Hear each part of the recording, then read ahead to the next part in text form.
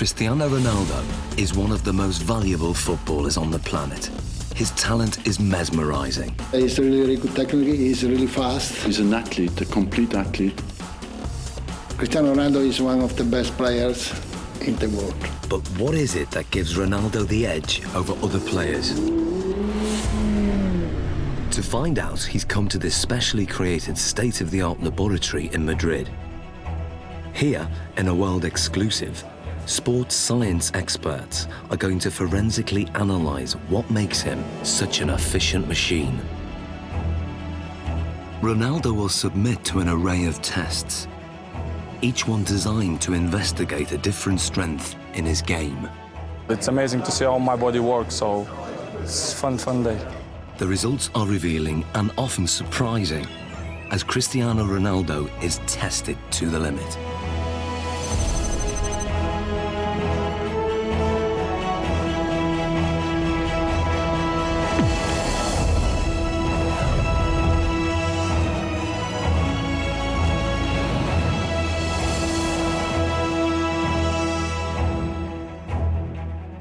In this sports laboratory, Cristiano Ronaldo is about to undergo a series of challenges unlike any he's done before. He'll undergo tests for body strength, mental ability, technique, and finally skill. Guiding him through this is football consultant Andy Ansar. He's teamed up with leading sports scientists, hoping to uncover the secrets behind Ronaldo's tremendous ability. Shall we stretch out properly? The first of the 4 challenges is one of the most crucial on a football pitch: body strength. With 40 goals in a single season, Ronaldo is La Liga's highest scoring player ever. One of the fastest men on the pitch, his lower body strength gives him the acceleration to get that hair's breadth nearer the ball. And in today's game, every millimetre counts.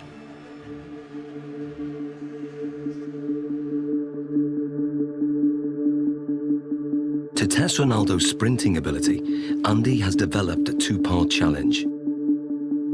First, a straight sprint over 25 metres. Then, a 25-metre zigzag sprint, designed to measure speed and agility.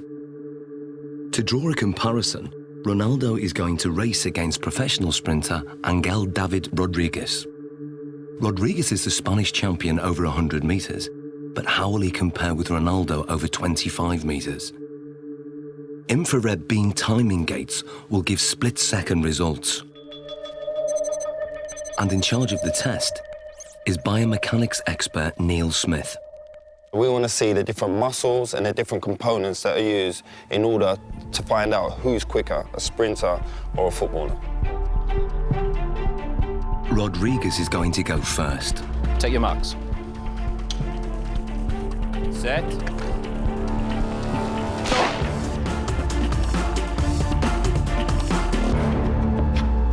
How do we do, Neil? Angel hit 3.31 seconds there, Andy. Angel Yeah. quality, different class. It's fast. What do you think Ronaldo will do? Maybe the same, strong acceleration. You sure? Yeah, I know. Slow-motion replays reveal that Rodriguez makes a strong explosive start, reaching top speed in under half the distance.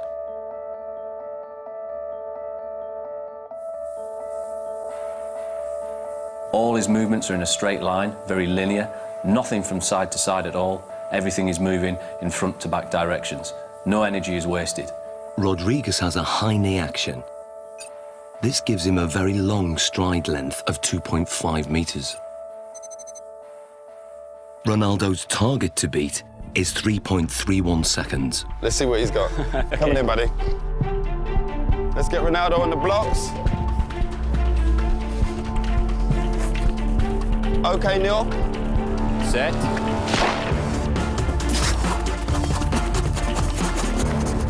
Angel, come and join us.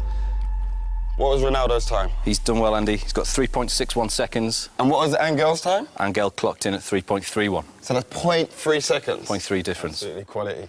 Different class. Considering Angel's Congratulations. classy Time. sprinter, that's not bad at all. So Ronaldo narrowly lost the straight sprint. On closer analysis, the reasons why are clear. From a sprinter's point of view, Cristiano Ronaldo's technique isn't the best. But then Cristiano Ronaldo's not a sprinter. He's very quick off the mark, but his style is quite different. He has to still think about the sprinting. That's where his head goes back. And if you go like this with your arms, the chances are behind you, your legs will be doing that also. And that means lower knee height.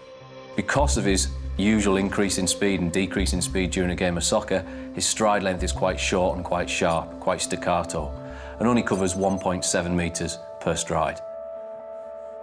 In a 90-minute match, Ronaldo will usually cover over 10 kilometres, but very little of that is in straight-line sprints. In football, the ability to abruptly change direction is vital, so the zigzag course is designed to replicate what happens in a game. How well do you think you'll do on the zigzag? Me? Yeah. He kicks me.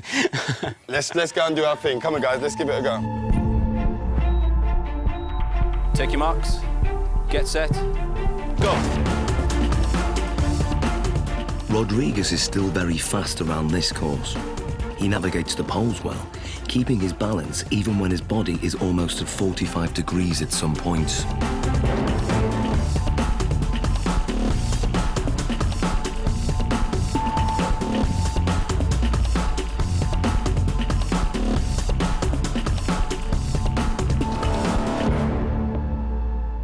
Rodriguez completes the zigzag course in 6.86 seconds. So Ronaldo, 6.86 to beat. What do you think? Well, because this is my type of work, I use more this in the game than run in straight line. So this is more my profile, my style. Perfect. Let's get him set. Okay, good man. Take your marks. Get set. Go.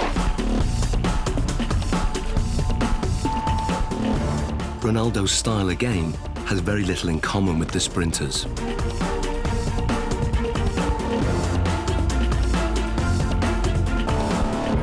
Okay, Angel, come and join us. So first of all, Neil, remind us of Angel's score. Angel came in at 6.86 second. 6.86. And then Ronaldo's? 6.35. So what's the difference there? Almost half a second there, Andy. Almost half a second between them. Superb. Exactly what we was expecting from our footballer, correct? Yeah. Well, what we're hoping there, you can see a very big difference between the straight line sprinting. We've got very long strides, nice high centre of gravity. Cristiano comes into his own here. Yep. We lower the centre of gravity. We enable ourselves to push off and accelerate sidewards. That centre of gravity nice and low. The knees are bent, the hips are bent, and the muscles are hopefully working at their optimum length. Because this is my style, you know, I use this a lot in a pitch, so I guess that I'm more chances in this type of run than straight line. Without a shadow of that, improved it. When we look at the zigzag movements, we can see a way that Cristiano anticipates the change of direction coming into play. As Cristiano approaches, we see a lot of shorter steps. This is in stark contrast to what we see from Angel. To change direction, he does something that probably most people wouldn't. They would almost drop down to the ground to change movement. Cristiano Ronaldo almost goes upright, goes taller.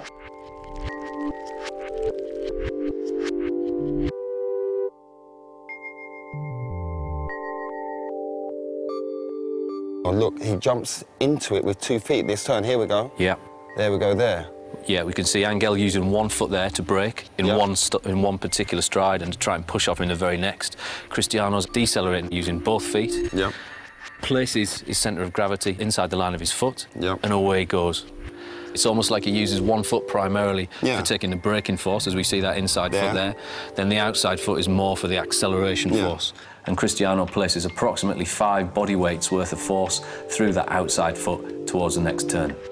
So in what we're seeing now is he's multi-talented. That's a given anyway with Cristiano Ronaldo, but the way his body works and the way it's built and all the different components that he uses when sprinting affords him the ability to maybe perform in terms of an athletic sprint at the very, very highest level. Yeah, he's up there. We've seen his speed is up there. We've seen the movement and the agility is up there. He can change direction quickly. He can accelerate and decelerate whilst he's still concentrating on the game. Ronaldo won by quite a margin. His time over the zigzag sprint was 6.35 seconds. Clearly, his ability to corner at speed gives him an advantage. And fundamental to this is muscle strength. So before the next test, Ronaldo's muscles are going to be measured to see if there's anything unusual. Okay, Ronaldo, this is Luis. Hi. So we want to look at your body. We want to check everything out. What makes Ronaldo special? Okay? Okay. This is a state-of-the-art precision 3D body scanner. It uses a laser beam to create a visual profile of the exterior body shape and gives us exact measurements like height, 185.1 centimeters, chest, 109.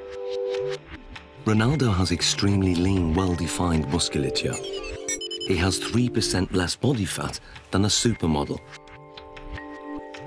His thigh circumference is 61.7 centimeters, which is well above average. But his calf muscles are less developed, and the scan exposes a fact about their size that surprises Ronaldo. ¿Más a la izquierda? El izquierdo, sí, sí. Eso es lo que te dice esto. Having uneven calf muscles hasn't held Ronaldo back. In fact, his body dimensions are part of the secret to his success. He has the long legs of a sprinter, the lean physique of a middle-distance runner, and the powerful thighs of a high jumper. What sets him apart is that he has all those attributes in one body. Like tuning an engine for high performance, Ronaldo has tuned up his body strength significantly over recent years. He's increased his win rate in the air from 40% to over 66%. He can now fly higher than many of his opponents.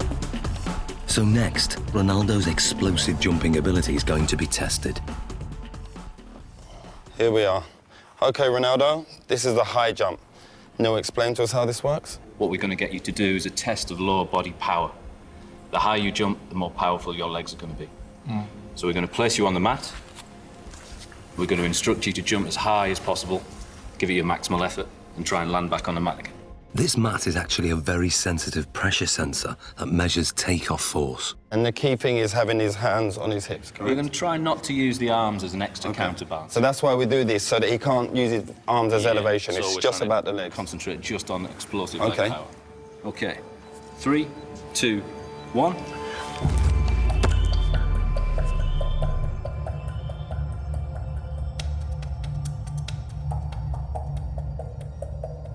The result is surprising.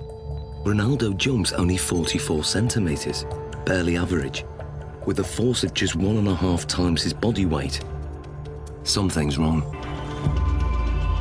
So now, this is the thing. You don't jump like that in the game. Yeah. We have to make it relevant to football. Of course, if you jump with free hands, Yeah. it's better. You jump more, then you're quite limited. So can you also register that? If I get Ronaldo to jump, if he comes in and jumps up off one foot and lands. We'll get the impact of the pressure as he hits the pressure plate. Let's try that. Let's try that. 3, 2, 1, go. Now the results are very different. Ronaldo's body strength enables him to jump 78 centimeters, which is higher than the average NBA basketball player can jump. His takeoff force is almost 5 times his body weight, or 5 Gs, the same as an astronaut goes through at takeoff. But what's more intriguing is what he does in the air. When he jumps high, he tucks his knees and his legs up behind under his buttocks. This has the effect of raising the centre of gravity temporarily, but enables him to give this impression of hanging in the air, ready for him heading the ball into the goal. Excellent. Good, good, good. Awesome, Ronaldo. Let's move on to our next test. Very hard, because you have to give 100% everything that you involve. Ronaldo's muscle distribution and raw body strength contribute significantly to his ability. But the next set of tests will reveal how important his mental ability is to his game, and the results are truly stunning.